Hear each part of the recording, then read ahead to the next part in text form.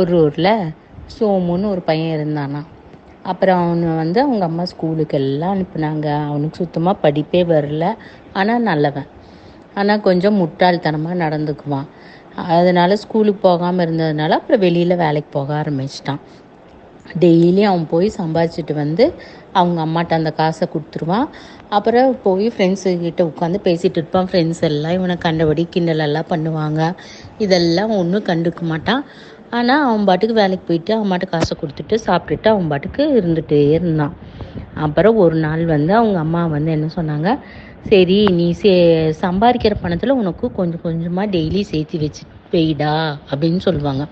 சரின்னு அவங்க அம்மாட்ட கொடுத்தது போக கொஞ்சம் கொஞ்சமாக சேர்த்து வச்சுட்டு வருவான். அவங்ககிட்ட 400 ருபீஸ் வந்துடும். அப்புறம் ஒரு நாள் என்ன பண்ணுவான், சாயந்தரம் வேலை முடிச்சுட்டு வீட்டில் சாப்பிட்டுட்டு கோயிலுக்கு திண்ணையில் ஃப்ரெண்ட்ஸ் கூட உட்காந்து பேசிகிட்டு இருப்பான். அப்புறம் அப்படியே அவனை அறியாமல் தூங்கிடுவான். அப்புறம் ஃப்ரெண்ட்ஸ் எல்லாம் சரி தூங்கிட்டான் இவனை விட்டுட்டு போயிடலான்ட்டு விட்டுட்டு போயிடுவாங்க. அவன் கோயிலில் தூங்கிட்டு இருப்பான். அப்புறம் அந்த ஊரில் 2 திருடருக்கு வருவாங்க. அப்புறம் கோயில் உட்காந்து பேசிகிட்டு இருக்கிறப்ப, டேய் எந்த வீட்டில் போய் திருடலாம், அலாட்டாக இருப்பாங்க, நம்மளை பிடிச்சா அடிச்சிருவாங்களோ அப்படின்னாலும் பேசிகிட்டு இருப்பாங்க. அப்புறம் பாடுறான் இங்கே ஒருத்தர் படுத்துட்டு இருக்கிறான் அப்படின்பா ஒருத்தன்.